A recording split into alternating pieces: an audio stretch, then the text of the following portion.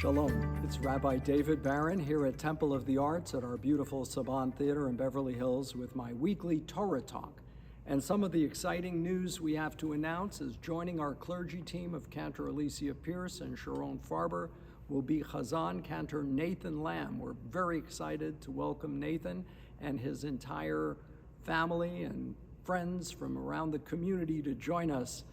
Please circle the date, March 25th at 8 p.m. will be our big coming back home inaugural service at the Saban Theater in Beverly Hills. Cantor Lamb will be joining Cantor Alicia Pierce and myself in a beautiful service celebrating the shared heritage of freedom. And we'll have a fantastic gospel choir joining that evening. It should be a very memorable Shabbat. It'll be here live, and we want you to come out live and join us. And if you can't, it'll also be live streamed on our templeofthearts.org website. So either way, please be with us and come celebrate this exciting evening and this special welcoming of Cantor Nathan Lamb. That night we'll also be reciting prayers for the brave people of Ukraine who are suffering under relentless bombing by the Russian military forces. All of us need to offer a prayer for the well-being of those people in Ukraine. So let's take a moment now, close our eyes, and pray. Dear God, watch over and protect all the people in the Ukraine who are suffering beneath the relentless bombing of the Russian forces. Watch over and protect our brothers and sisters and all people who are bravely defending this nation. I'm going to be sending you a link in this e-blast, and the link will be about President Zelensky, who's of the Jewish faith, and telling you more about him and his heroic stand. He didn't flee like so many other government leaders might have understandably done, knowing that Russian hit squads were being sent out to kill him and his family. He's standing bravely in keeping with Jewish tradition. And I want you to read the link to this article. It'll give you tremendous insight. So as we deal with this issue, and all of us are obsessed with this issue of what Russia is doing, it is so cruel and brutal and menacing that all of us have to take a stand here, and we have to demand of our congressmen and our senators to do everything within their power to stop Russia from its continuous bombing and its indiscriminate bombing of Ukrainian cities and people. And the loss of life is frightening, and I think all of us can empathize with the people of Ukraine.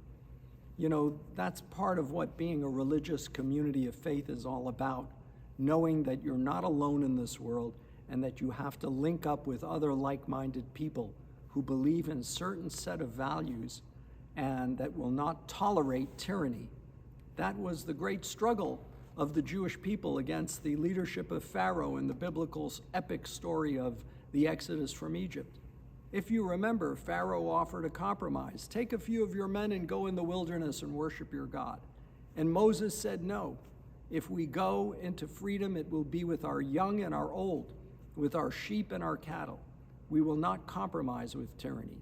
And as we know in life experience, and in the geopolitical sphere, you can't really compromise with tyranny. And so we stand together with all of the people of Ukraine against this cruel and evil force that is the Russian Empire, attempting to exert its power and dominance over another nation.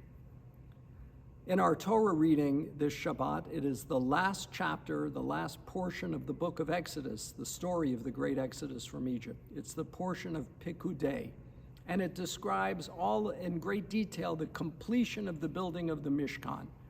And it ends with a description of the Israelites carrying that ark with them wherever they went.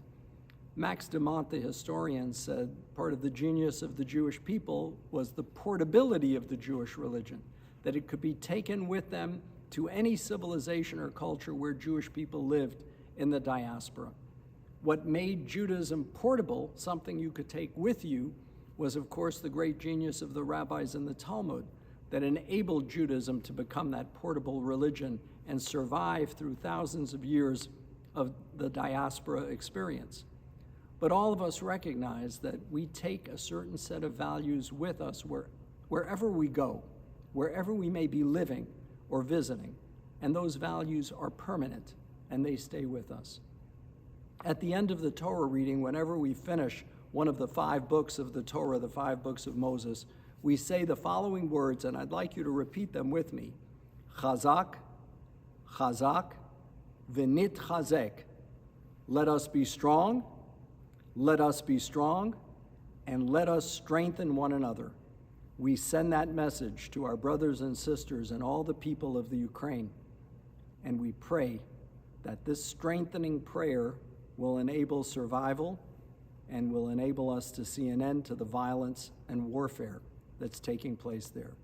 I wish each and every one of you a Shabbat Shalom, and don't forget, join us on March 25th for our live and live-streamed Shabbat service. Shabbat Shalom.